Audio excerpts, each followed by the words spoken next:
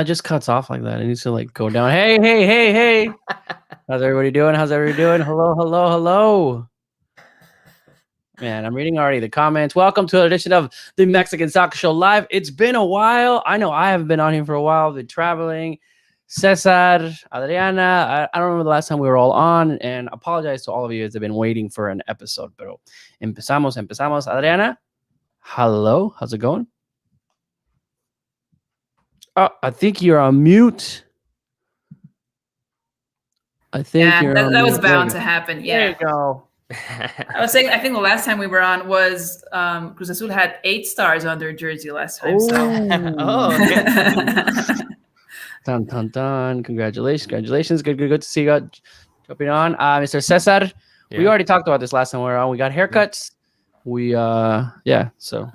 Oh yeah, smooth guys. Yeah. Thank you. It was kind of fun. Yeah, like Luis and I talked about, just like we like let our hair grow out at the same time, and then I think the same week that I decided to cut my hair, we still cut his. It was like the same week, but glad to be back. I think were we just waiting for Mexico to get 2 wins in a row? Was that what it was? We're just waiting. We're just waiting. We're like, wait. It's just we can't come back after just 1 win. Just make sure everything's fine after getting 2 wins. Saying hello, everybody's already on the chat. Marcelo Esperanza said first. I'm trying to figure out because I didn't even go live and Marcelo was on. Oh, I think it's maybe the YouTube. It gets a notification and then you're on.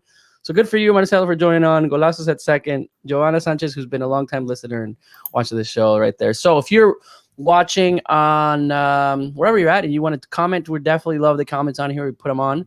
Just like we'll give Marcelo's first kind and we can be able to show them and hide them.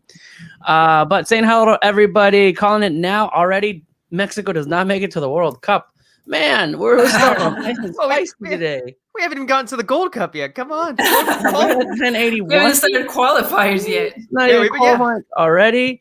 How we doing, compadres? From Luis G.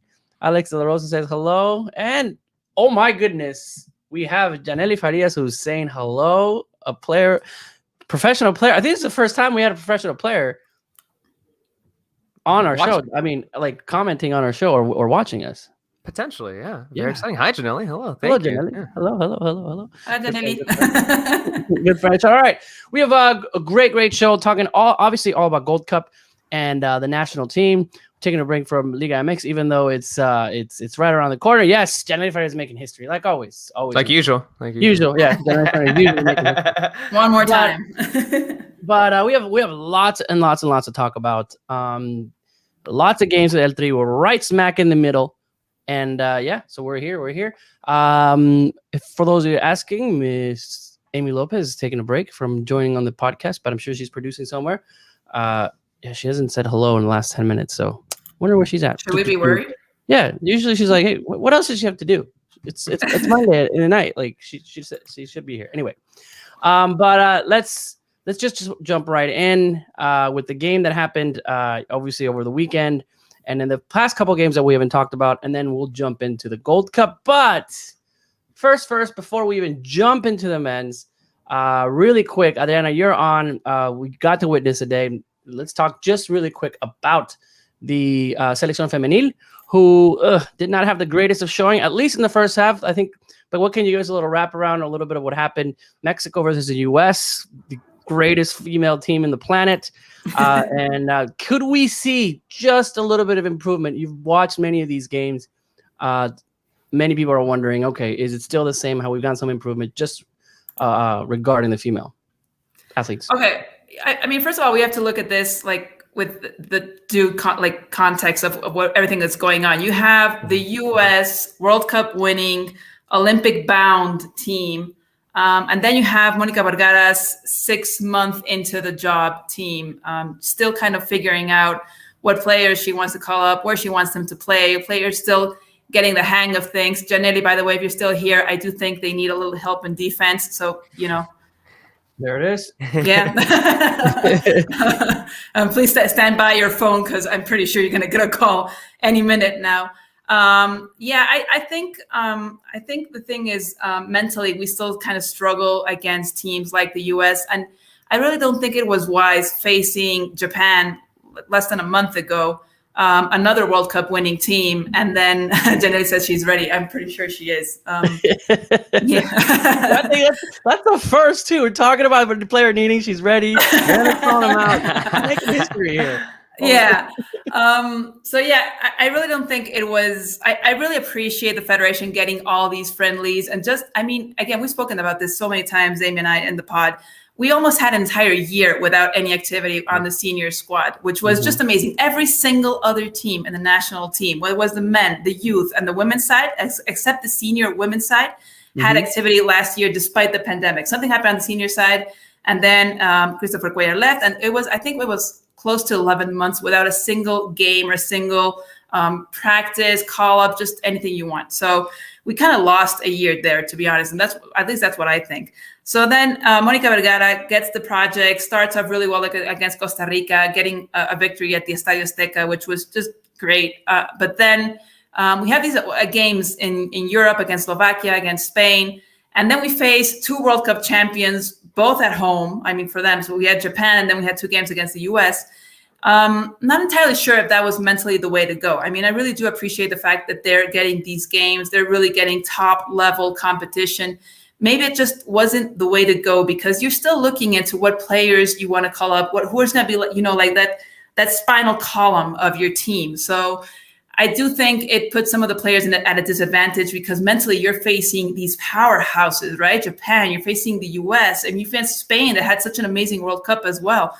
So I'm not entirely sure that was the way to go. I understand why they did it. And obviously we don't want to complain too much because then they're like, oh, okay, you didn't have any friendlies and now we give you friendlies and now you're still complaining, but it's not what we really want.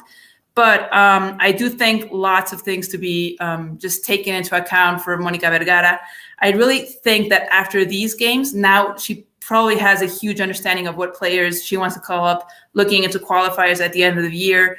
Apparently we have FIFA games in September.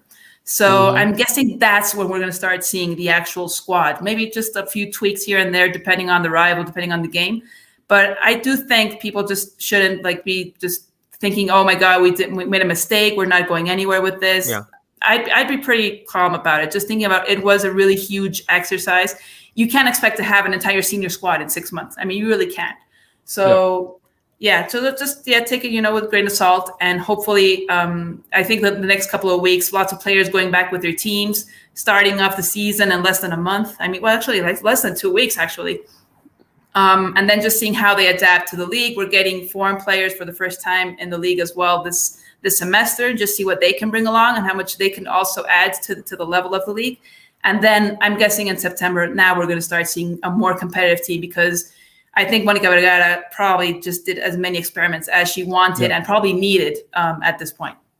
Yeah, I mean, Adriana put it perfectly right there. And I think that once again, something that needs to be reiterated is the context of where Mexico is at. Like Adriana said, this is a team in transition right now. It's under a new manager. The context, of course, of the opponent that they're facing, whether it be the U.S. women's national team or also Japan recently. So I think that's also very important.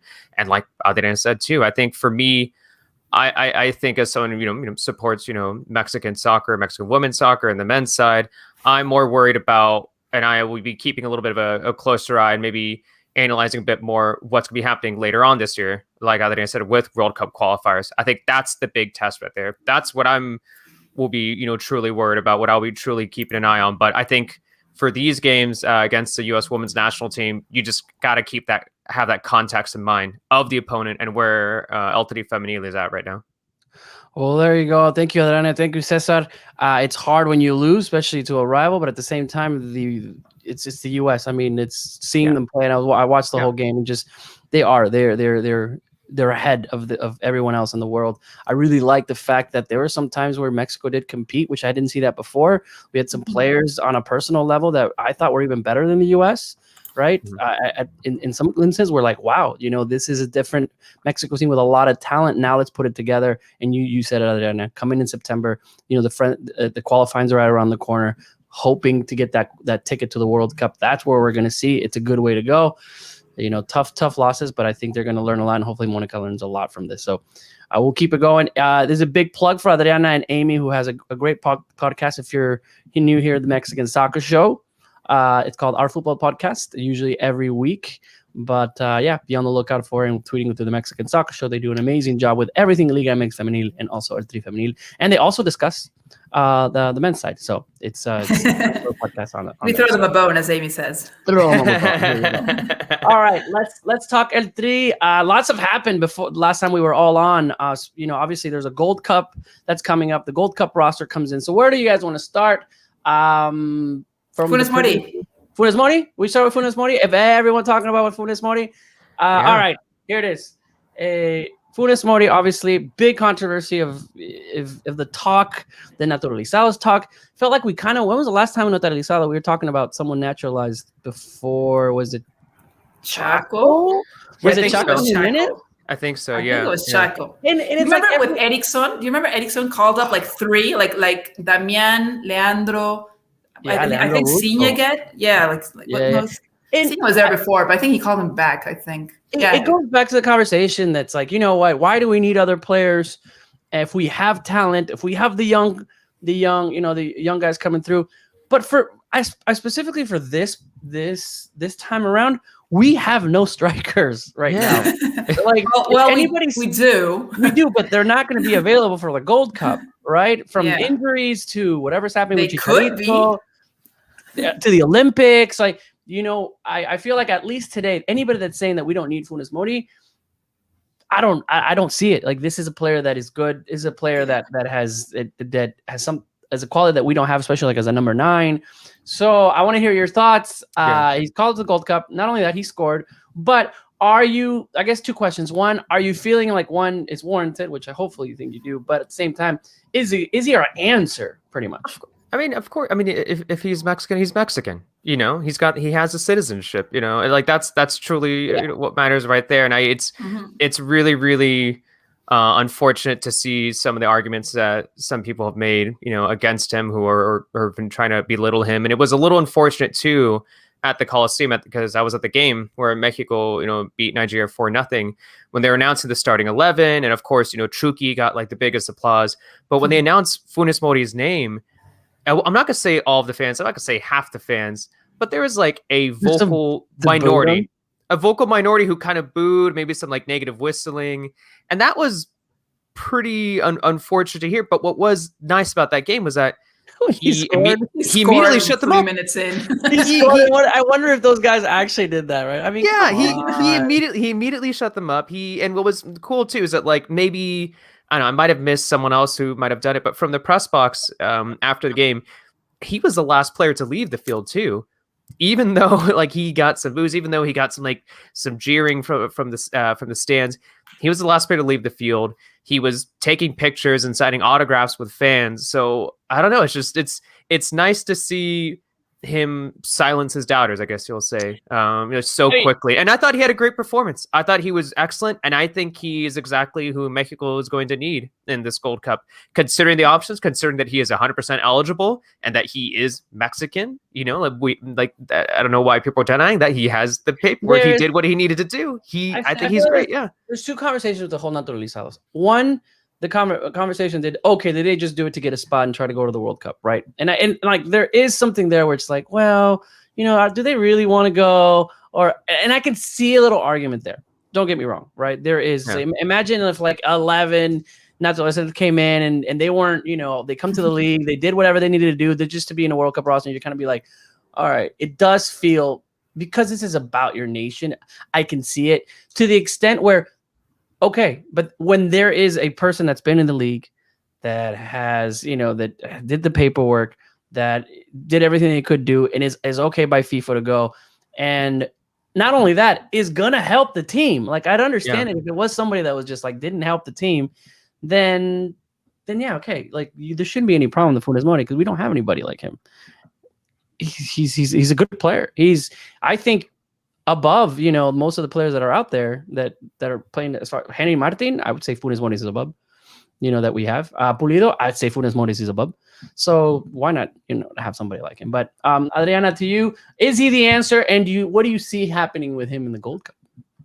I think he's the best answer probably at this point. I mean, just looking into what players we have available, and it was just amazing because we had Pulido getting injured as well with with Sporting That's Kansas City, and I was like, oh my God, there goes another one, right?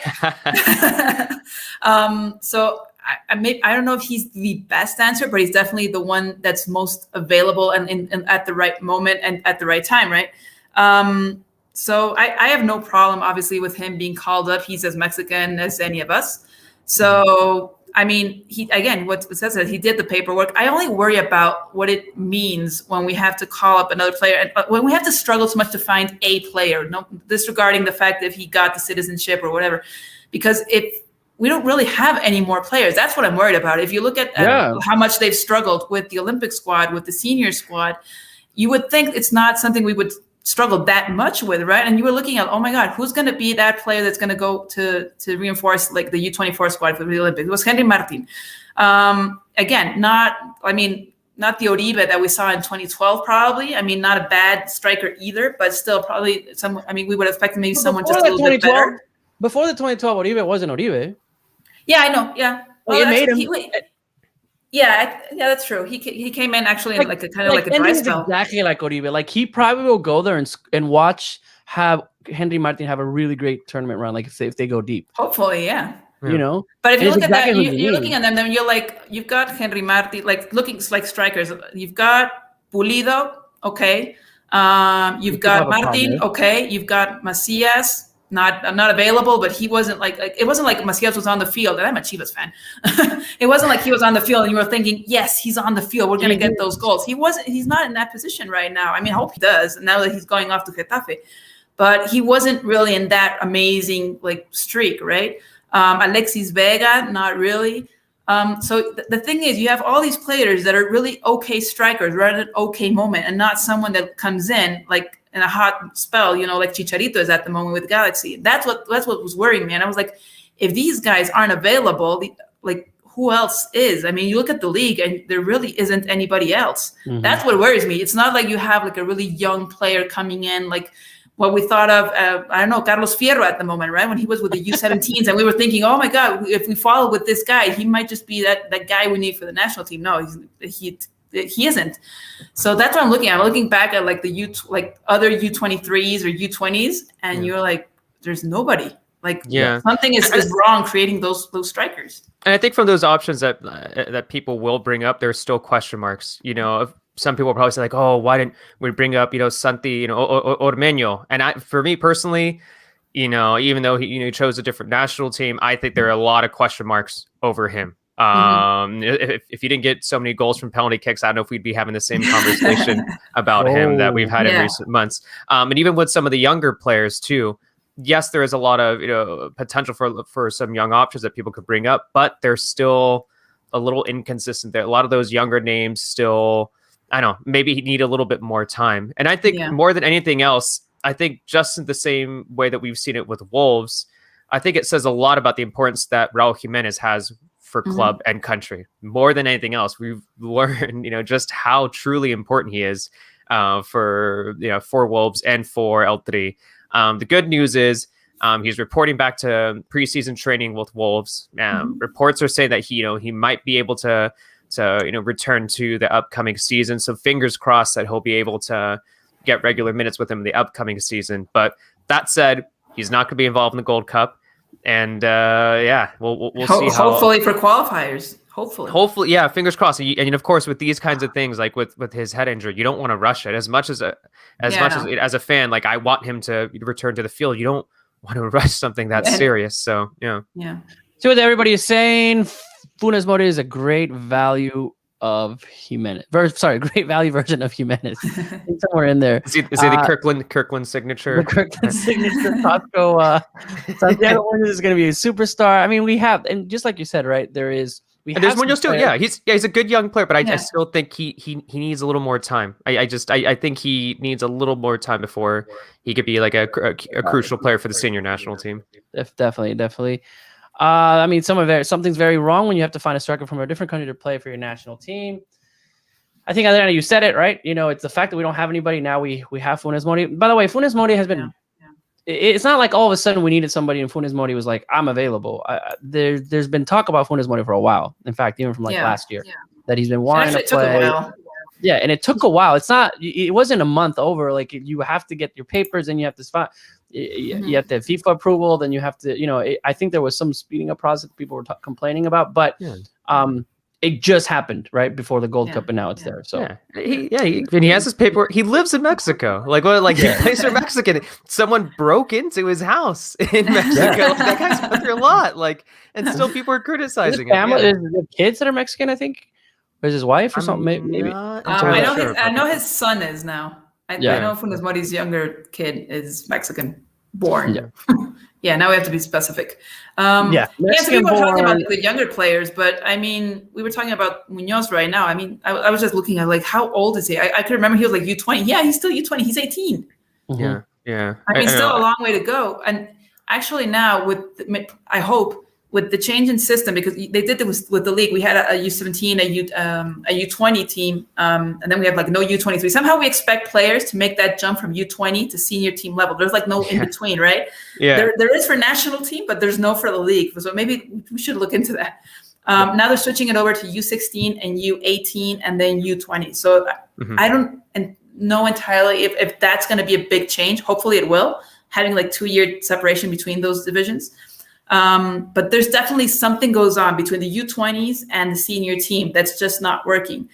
And usually you had all these teams, all these these first division teams had like an expansion team, with the Ascenso, even with the second division, which we really rarely talk about, they had that other team. And that's where they sent all those U21s, 22s, 23s, and then they would just switch them back and forth with the senior team. And that's where they got that experience. And lots of teams don't have that anymore, right? You had America with Socio Águila, you had Pumas with Pumas Morelos, Cruz Azul Hidalgo, which I think, by the way, just disappeared or something. They did something with that team. And now you don't have that. So maybe that's where we're struggling so much. I mean, Chivas has Tapatio, fortunately. Hopefully that'll just have some like good results after a couple of years. But so many teams don't have that support with the U20s, like U23s. Maybe that's what we're missing, right? That growth for players.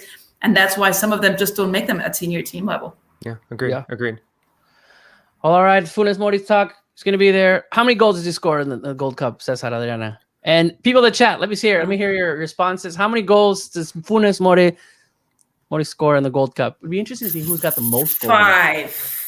I'll go with 6. 5. See, these are pretty high. 5, 6. Well, with all due respect, like the group stage is. But I wouldn't expect less. I'm gonna. It's like I'm gonna expect like 4 goals, and 3 to 4. Paying 100. I'm expecting 3 to 4 goals in the group stage, and then after that. It'll just depend. Yeah. We don't. Let's see if anybody in the chat can go look and see who has the record for most goals in the Gold Cup, and let's see what it is. It's gotta be like Luis Hernandez or something. Yeah. Oh, maybe Oribe.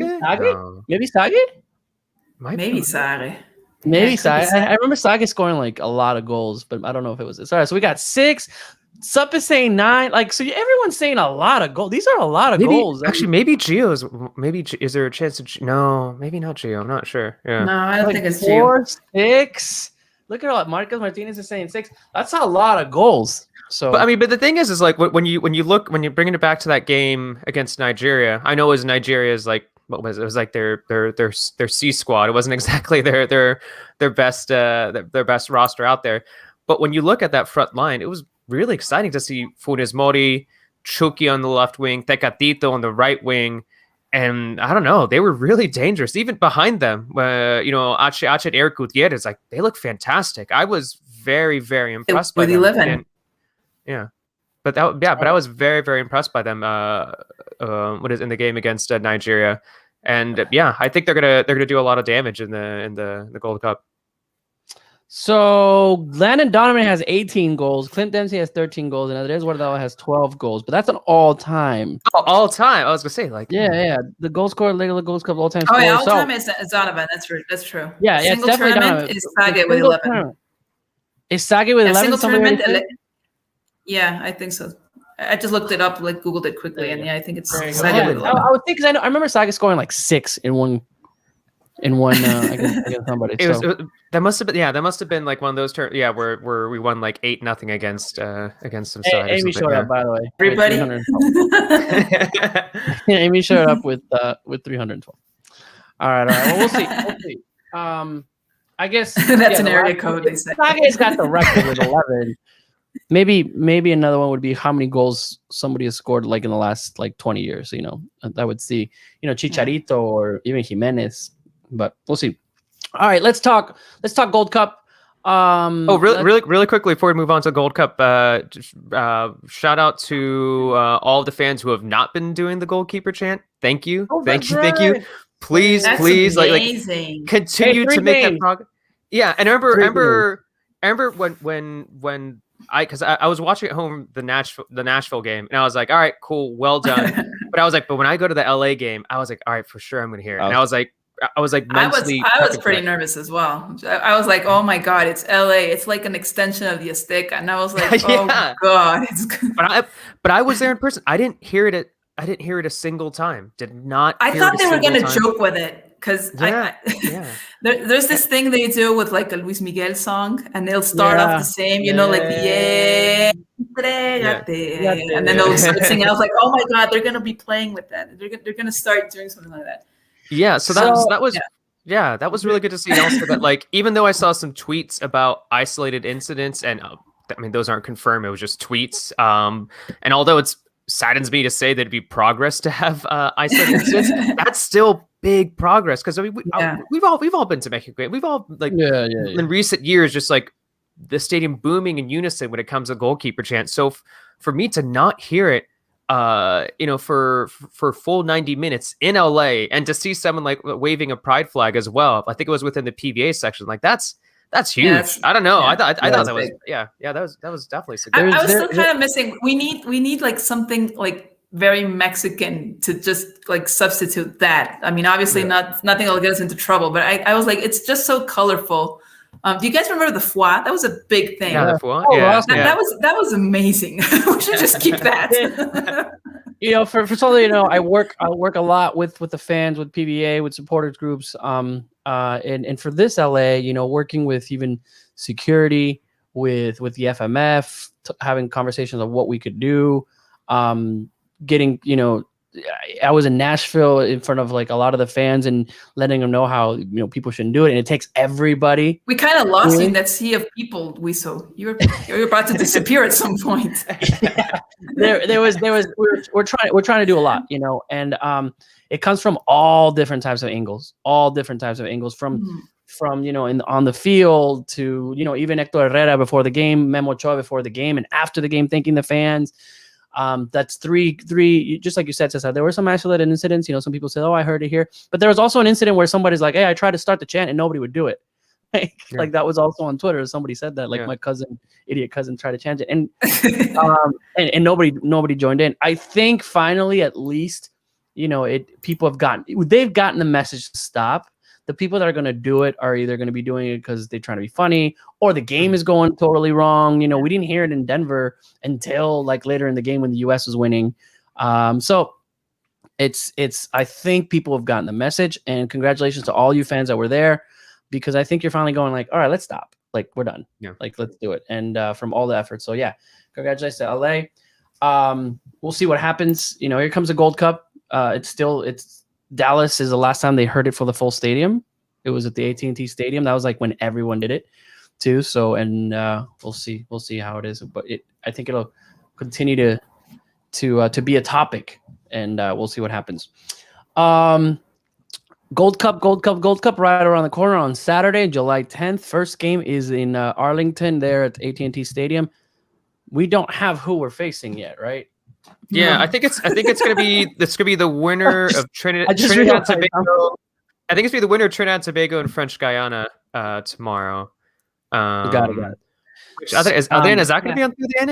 Is that a plug now? Is that gonna be on through? I feel like you've been showing the Gold Cup. I think so. Yeah, I think in the US actually. All right. I think so. It's getting confusing at some point. That's even more confusing now. But yeah, the thing is, you're going to be able to watch it somewhere. You should be able to watch it. What are you expecting? First, before we talk about obviously Mexico and the Gold Cup, let's talk about who's going to be in the Gold Cup and the type of opposition. I saw the Gold Cup list from the U.S., which is, I put on my calendar, Gold Cups, at least. There are no other tournaments. Yeah, Mexico's taking the Olympics, but we should still have a competitive team. It won't be like, I know some of the players in the Olympic squad could be starting on the starting 11, but this is our competitive. The U.S. took us away from the Nations League, and then we see that the U.S. isn't taking any other Europeos because Pulisic is out there stomping on fish and doing whatever he's doing on boats. But were you a little surprised that the U.S. is not taking this? I was very surprised. I was very surprised because why? Yeah, go ahead. Why would they? Why would they like sacrifice a really good tournament where they just won the CONCACAF Nations League against Mexico? Why not go against them again? Why risk losing it just because you're sending a less experienced squad? I don't understand why the priority. You're not going to the Olympics, so why just miss out on the summer, right? Yeah, I mean, I'm not saying I would have done the same thing. I'm not like justifying this decision, but I think the explanation from Berhalter, I saw at a press conference, he said there was like a number of different factors why they didn't bring their best European players, but they were saying that what was happening, it was that like a lot of these players, these young American players abroad, they kind of want to find their footing, their place within their European sides, and that it'd be beneficial for them to be involved with their European teams as opposed to being involved in the Gold Cup, because the priority is more of World Cup qualifying, and they want their players to be, I guess you could say, they're kind of like at a better spot with their club teams before World Cup qualifying. So I'm not saying I would do the same thing. Yeah. That's two things. That's one, are they afraid that they need to be in with their, they want to be in good with their teams? Like that's one, like, hey, you know what? I feel like I need to be in my preseason because it's tough competition and I want to keep playing, right? Which, okay, on a personal level, you can do that. Carlos Vela did it. Many players did it. Were like, hey, I kind of want to focus on my team. Fine, right? But then that's taking you away with playing with the team and playing against the opposition that is going to be in qualifiers. Like these aren't friendlies. It'd be different if it was like a friendly. This is your actual tournament where teams are going to want to win. And what better way to play that team now than before the qualifiers, where you're not going to know anything. These players have not played a Gold Cup against CONCACAF teams, and as much as everyone thinks that our region is bad and just horrible teams, it's not an easy thing. Mexico will find a way to struggle. The U.S. will find a way to struggle, even if we have your A teams. But I was really, really surprised. One, as a fan, because as soon as we beat the U.S. in the final, it's going to be like the 2009 Gold Cup, right? Oh, well, we sent our B team. Regardless, you won, lost 5-0. Now we're going to have to wait till the qualifiers to beat the U.S. The rivalry will continue, I guess.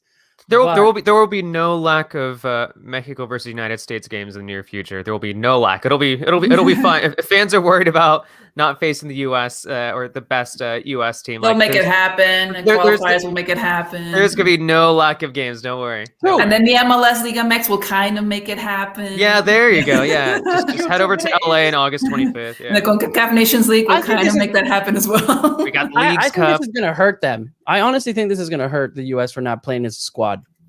Because it'll be interesting. Yeah, it's a good time to have your team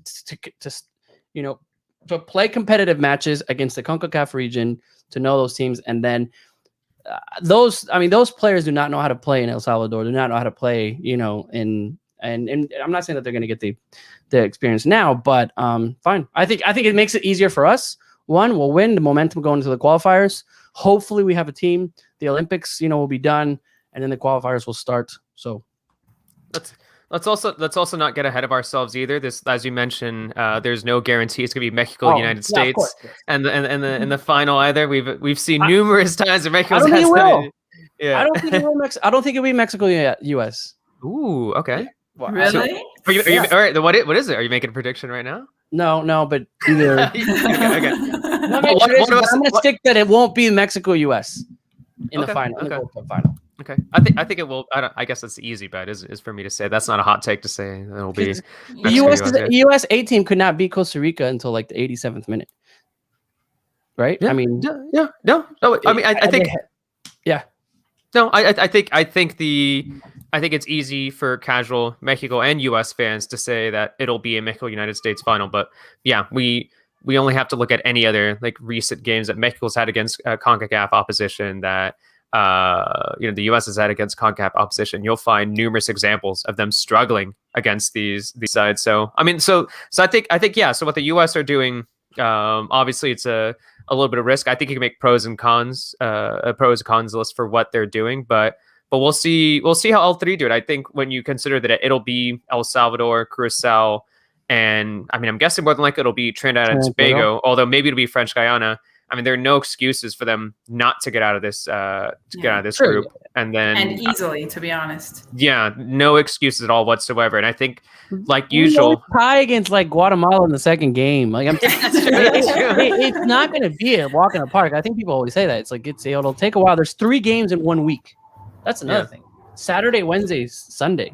Yeah, in 8 days. In 8 days. So it's you're gonna have rotaciones. You're gonna have, hopefully. Just look at like all the baggage so many players are going to have because of all the activity they've had during the summer. I mean, you probably had 2-3 weeks off actual vacation, coming back and preseason, national team, traveling, coming back. I think they're probably going to have at least 2 weeks, but then we're going to start off the entire Liga MX tournament without the U24s.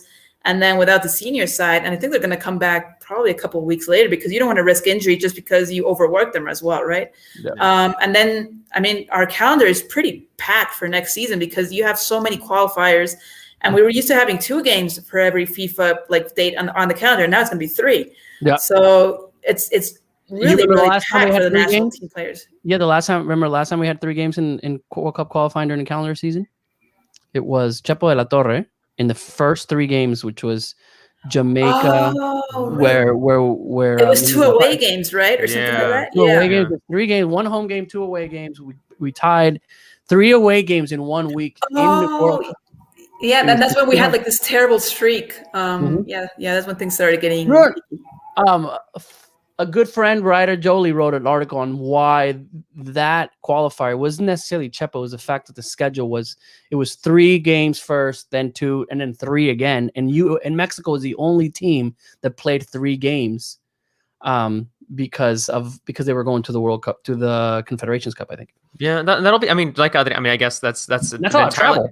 Yeah, and I think it's an entirely different conversation. But man, can you imagine you're a top Liga MX talent that's eligible for the senior national team, and you could play the Gold Cup, you can play the Liga MX All-Star game, you can play Leagues Cup, you can play CONCACAF Champions League, you can play, I mean, obviously some teams are eligible for one and not another, but you can play World Cup qualifiers, you can play friendlies, you played in the Nations League, you can play, you can play Campeones Cup, you can play Campeón de Campeones. It's just it's an immense amount of work and schedule for some of these players. So hopefully they're not any serious injuries or whatnot going forward. But Messi does it. Yeah. Messi takes part in the Liga MX MLS All-Star game. I'm sure there's. Then we have maybe next year. Yeah, I mean, just look at the calendar. It's crazy if you think about it. You've got qualifiers, regular Liga MX, Nations League, CONCACAF Nations League, CONCACAF Champions League, qualifiers. But this is despite this. I mean, there's a some game in the U.S. in there too. So just FYI, it's September. just throwing it in there. MLS All-Star. Yeah, it's crazy. MLS, if you think the summer was packed with soccer, just wait until next semester. Everybody was, we're not complaining. Obviously, the pandemic happened, but it's funny how I said, I'm like, man, remember last year we're like, oh, I wish we had some football. Now it's kind of like, well, here you go. I mean, I'm not complaining, but I understand if we start getting injuries and just players being really tired. I mean, it's got to be natural. So yeah. Really quick, when the last time a team that brought us B team, C, whatever, made the final, and I don't remember because Mexico didn't make it with Osorio when they were going to the Confederations Cup. The U.S. didn't make it. So that's what I'm saying. When you bring your B team to the Gold Cup, you don't necessarily make the final, and that's why we've only had Mexico-U.S. finals 2007, 2009, 2011, and this one. The U.S. didn't make it 2015.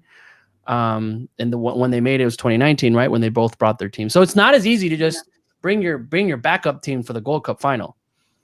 to make it to the Gold Cup. That's why I'm saying I don't think the U.S. will make it. I mean, we'll see what happens. And yeah, like as we mentioned, you can't take any of these opponents lightly. I mean, you could never really take a Honduras or a Panama, Costa Rica, Jamaica, Canada. You can't take them lightly anymore. The U.S.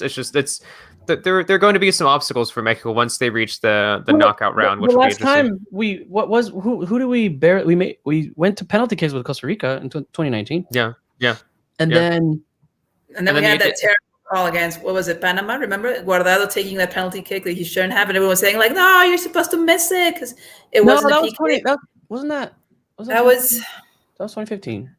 Oh yeah, that was 2015. Yeah, that was 2015. 2015. Yeah, no, 2019 we struggled against some Caribbean team. Like, didn't we lose? We lost 1-0 to Jamaica off a free kick. It was Jamaica. Yeah, it was Jamaica. It was Jamaica off a free kick. Yeah, right. Yeah. And then is it Haiti? Yeah, Haiti match in 2019. I think we barely beat Haiti, and then we went to penalty kicks with Costa Rica. Yeah, Amy's here now. So he's saying Haiti match. Yeah. So it's not like we're just gonna be a walk in the park. And just like the Nations League, like we went to penalty kicks with Costa Rica, right? When Mexico, just please make the final because I want to see that new Raiders stadium. It looks pretty cool. I mean, let's go anyway. Let's go. Yes. Yeah. Correction, Kai 718. Yes, I meant Honduras. That the U.S. barely beat Honduras in the Nations League. Sorry, not Costa Rica. Also, I completely forgot that Qatar was in this tournament. I forgot about that. So. Yeah, that's right. They were supposed to be the Copa America too. Yeah. 3-3. Yeah. So we'll see. All right. Let's. What do we expect Mexico? Obviously, we wanted to make it to the final, but what the two matches that we just witnessed in Nashville, 3-0 against Panama, 4-0 against Nigeria. Obviously, it's good to have the win.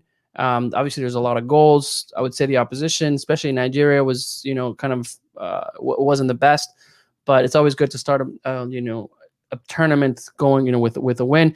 What do you think that Mexico needs, especially for this Gold Cup? If we want to talk about the positions, Cesar or Adriana, as far as what else is missing for. Not necessarily one player, but I guess maybe the position where we really need somebody because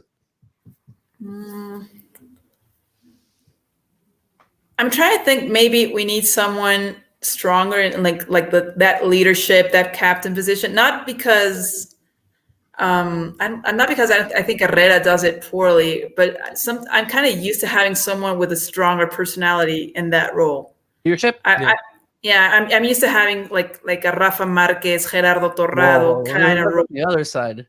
Rafa Marquez. It's true. That leadership is Guardado not being there, which I think he still will be with the team until the semifinals if that's what he's cleared. But no, but they dropped him from the list. Right? Yeah, he's officially dropped. Yeah, he's officially dropped. Unless if someone else suffers an injury, then I think they could potentially bring him back. But I don't know. They're allowed to do that, but as of right now, for the current list, he's that would really hurt his. That's really gonna hurt all his records. I think he's up to 100. Yeah, his games and his goals, and it could have been the staple playing one more Gold Cup, taking penalty kicks, and making them. That's a good point. I think also something that I worry about. I'm not worried about it in the group stage, but I think in the knockout round, I still have my question marks over the defense. I'm not worried about goal scoring when you have Rogelio. I was about to say Rogelio Funes Mori. I'm not worried when you have Chucky. I'm not worried when you have Tecatito. Obviously, Efrain Alvarez, as a backup, he can create some moments of magic. I think the midfield is good. I just don't know what that partnership should be in the back line for Mexico, and I worry about a tougher opposition in the knockout round. I worry about Moreno, who's just not looking like he has the same pace he used to have. He's looking a little bit slow. Mm-hmm. I'm not sure if it should be Salcedo and Araujo because obviously in my mind that's an ideal partnership, but something hasn't clicked between the two of them in previous the games when the two of them have been playing together. Do you give Diva that opportunity and have him start? I don't know. I don't know exactly who the two best central defenders should be, and I feel like I have some questions about each option, and I think in the knockout round, I don't know, against a tougher team that I don't know, that might be a weakness for El3.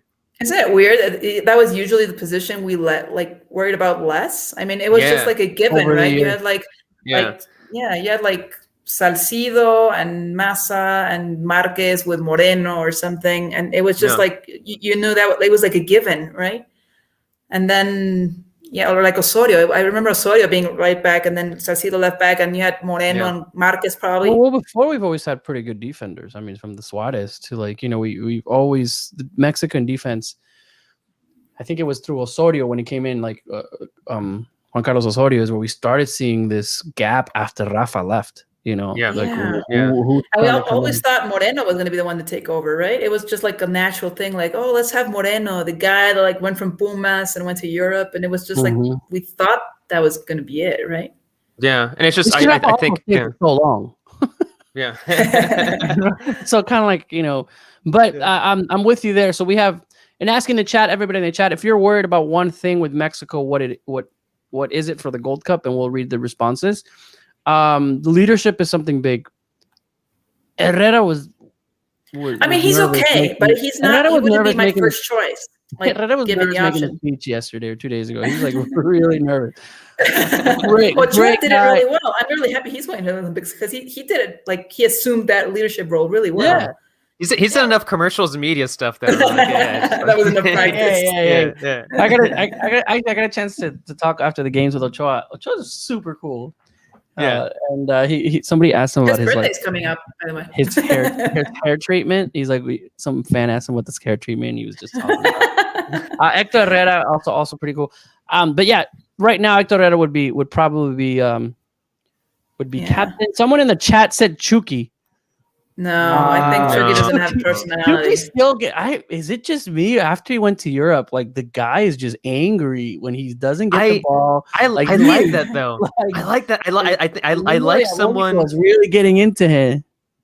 I like that though. And sometimes even with some of the friendlies, you can see some guys who'll be and justifiably will be taking it easy, maybe not going in 100%. But Chucky in friendlies fighting, pushing dudes, yelling. I like that. I think sometimes Mexico needs a dude like that. Obviously, sometimes that leads to an occasional yellow when he's arguing with players or with refs. But I think that's good. I actually kind of like that about Chucky. As long as he doesn't get a red.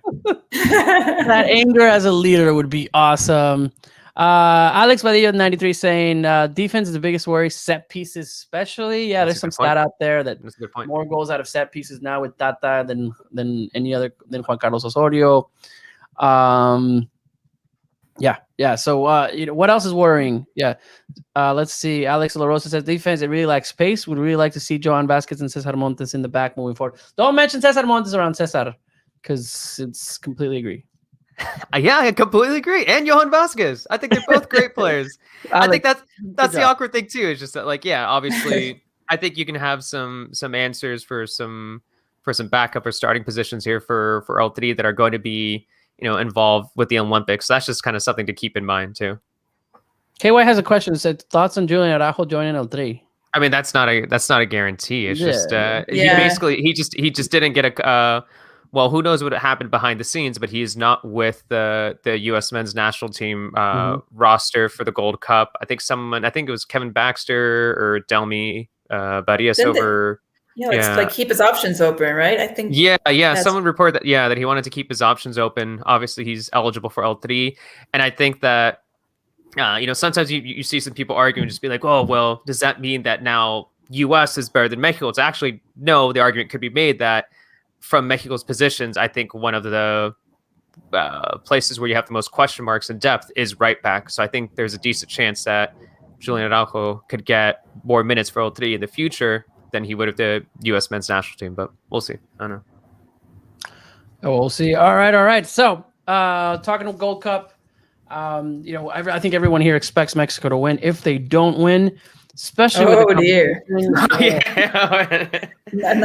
losing Nations League and then losing the Gold Cup. Oh my God, those are going to be some tense qualifiers. Yeah. And that's where and then we have both games without fans in the stands. So without fans, I don't want to see that happen. Jamaica's I don't remember what the qualifiers are. Jamaica, Canada? Yeah, I think Jamaica and Canada. First Jamaica, then Canada. It's a good Jamaica, question. Canada. We'll see. We'll see. So yeah, it did.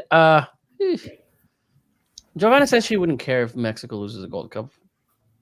I would care, Giovanna. I would definitely care.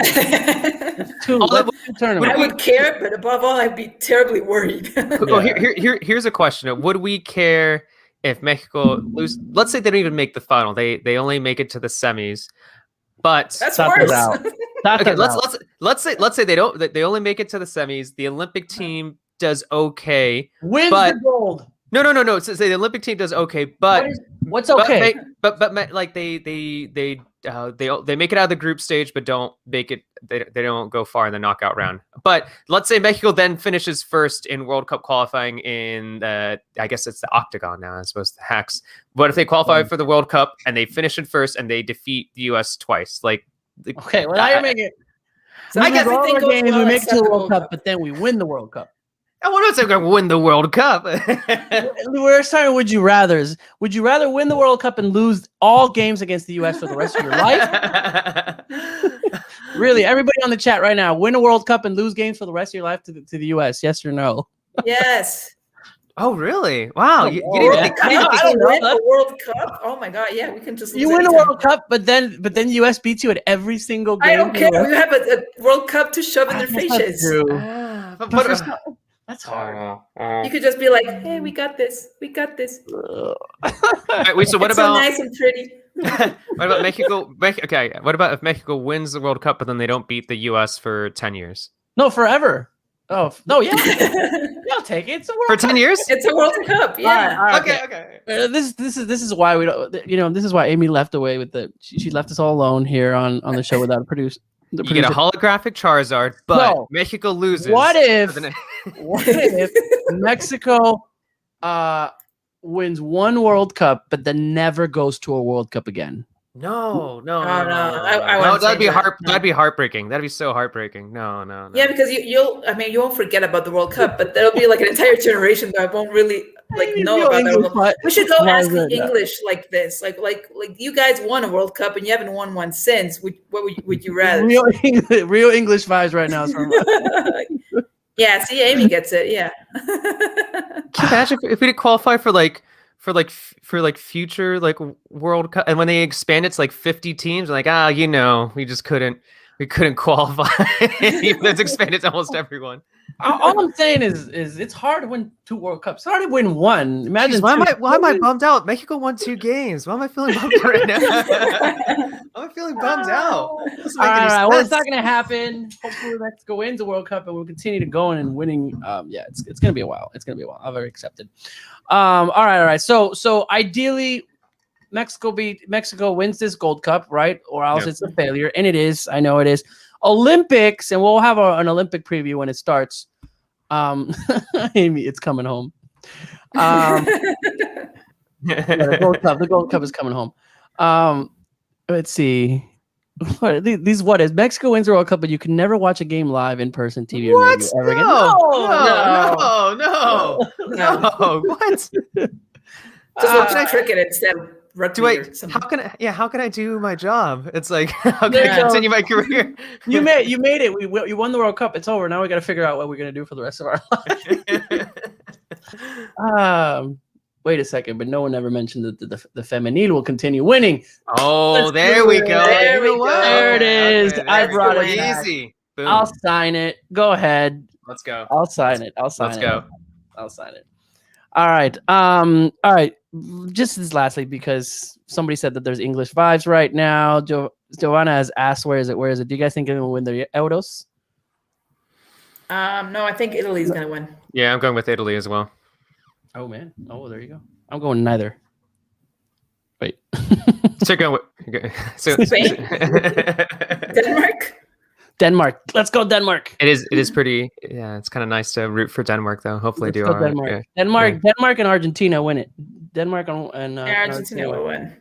Yeah, probably. Argentina's going to join all those teams that miraculously ended their losing streak or their dry streak because of pandemic.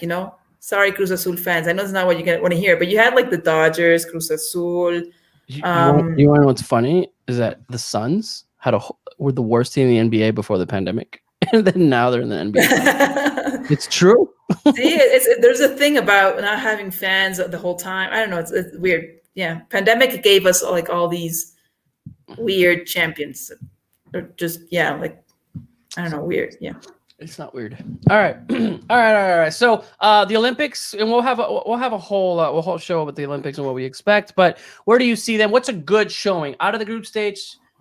Quinto partido, semifinals. Let me analyze the opponents like a little more because I don't know. Facing Gignac. Yeah. Yeah, because I don't know because like I'm not entirely sure. I'm not gonna pretend as if I've like looked at Japan's team or South Africa's team. Yeah.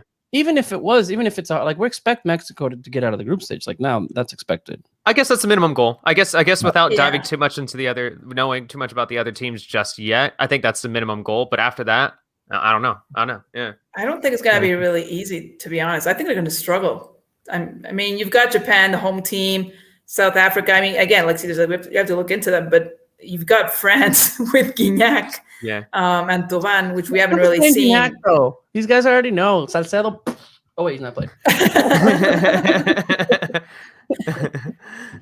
Not easy. Not easy. Yeah, I'm not sure. Yeah. All right, we'll see.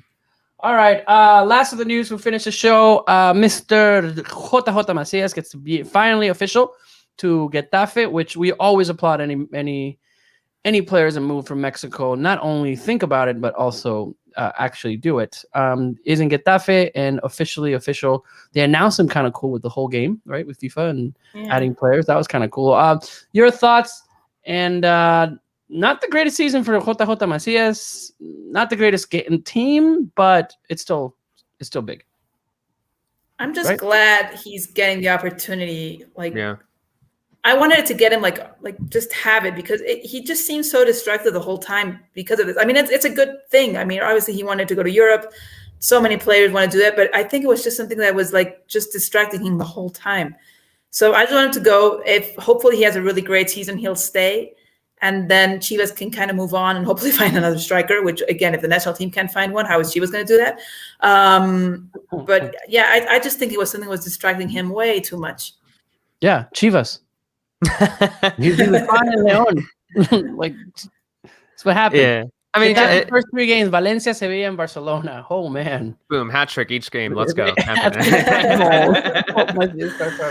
But yeah, but it's huge, because we've been waiting for this moment for him for so long for him to make the leap to Europe. Yeah, he's not in the best run of form right now, but we know the potential he has, and it's easy to forget that he's still only 21 years old. This isn't a guy in his mid-20s or in his late 20s. He's still fairly young. We'll see how long he needs to recover from his injury. I'm not sure how serious that injury is. But yeah, I think like Adrian said, I'm just happy that he finally got that chance to go abroad, and hopefully he has a good season because this is a loan that he it wasn't like he signed a year 5-year contract with Getafe. It's just a loan. So hopefully he impresses. If it's not Getafe, maybe another European team will take a chance on him. Definitely. It's good that this is a young player going into it in the striker position, right? Because I can't think. I mean, Chucky was there and he's kind of a forward, but he's not. Raul Jimenez, not like he left when he was young, so now we have Diego Lainez, who again is not necessarily a true forward. He's that hybrid. He's scoring goals, but he's more on the wing. When was the last time you saw a true forward leave at a young age to go score goals in Europe, or at least attempt to? Right? I think Chicharito. I mean, I was gonna say Chicharito was the last one. Yeah, it's probably Chicharito. Because he had Tecatito as well, but not a striker per se. Yeah, which is 11 years ago, right? So I mean, that's 10 years ago. So it hasn't happened. We've been wanting more strikers, and Macías is the first one since Chicharito to leave, and I think it says bad because we're not exporting what we need. Those strikers to get, those the time in Spain or Italy, England, anywhere in Europe, and have that great opposition against those defenders, right? And so I think this is huge. This is big. Hopefully he stays over there. Starter. Who knows? It's bad Getafe. Mitchell knows him. Yeah. So hopefully we'll see where he ends, what he does, and maybe moves on to another team or stays there and La Rompe again. 21 years old. We're not wanting him to be already, because he's 26, he's at his peak. This guy still has 5-6 years before he's in top form, and if he's there, and it's only been a good thing. So that's huge. Yeah, agreed. And hopefully, yeah. I love the meme though with like Ralph jumping in the window and saying, "Here we come, here come all the Mexicans." That's a nice way of putting it. Is here we come. But I just thought, I'm like, oh please, we're having a problem right now with that word. Yeah, no. Here we come. It is kind of cool how people I think it was some of the major newspapers have adopted it, but made it like PG rated. It's cool. It's I like the PG rated version of it. Yeah. Well, because the thing is, it's so funny because it's one of those things why does Mexico win online polls and stuff like that? Because we're just so massive. So I can just imagine Getafe's community managers just being oh my God, we're getting all these followers. What are we going to do now? They got 3,000 followers today. It was 142,000 followers. Oh, I just get to the start of the season and they're going to have so many more. 145. Remember this, right? 145. Yeah, okay. Alex Padilla followed Getafe. So did I. I'm I guess I'm following Getafe now. Yeah, I followed them as well. I mean, obviously we have to know with the job and everything, but still, you just want to see what they're up to. Just wait until he scores a goal. Betis. I didn't follow Betis before Linus and Guardado and everybody else joined. So this has been my childhood. I love Betis now. All right. Cool. All right. Well, thanks everybody. If we didn't get to your questions, we're really, really sorry, but there's a lot of people on the chat today. Thank you to Giovanna, who's keeping us. It's definitely a very long time listener. I think there was a U.S. fan that said, "Hey, I'm a U.S. fan, long time listener of and love the show." Oh, thanks, there man. it is. Hello. Congratulations on your win, Mr. U.S. fan. All right, cool. We missed you, Amy, even though you're on the chat, and yeah. So we got Gold Cup coming up. Hopefully we'll be doing some stuff with the Mexican Soccer Show with Gold Cup. Stay tuned, right? And I know 2 years ago we did the Gold Cup Daily, trying to see if we can continue that. And then, let's see what happens at the Gold Cup. I'll be at the game in Dallas. Not sure if I'm staying for the other 2 games, trying to figure out. But keep the coverage. It was Adriana's birthday this week. Whoa! Birthday, Adriana. Happy birthday. Happy 21st. Happy 21st. Thank you, guys. It wasn't Saturday. Did you get a chance to get some quesadillas sin queso? That's an issue down here. It was a nice quiet family lunch because things are not as great as we thought they would be at this point over here with COVID and such. So it was nice and quiet, but still really nice. So thank you guys. Cool. Well, happy birthday. Happy All right. Oh, thank you so much. If you're listening to us, thank you. There you go. Happy birthday. Yeah, thank you for listening to us. If you're on the Apple Podcast or on Spotify, or you join the live show, we'll continue to do these live shows, and we'll say we will starting next Monday. We'll especially through the Gold Cup. All right, lots of Mexico game, and thank you again. Nos vemos. Hasta la próxima.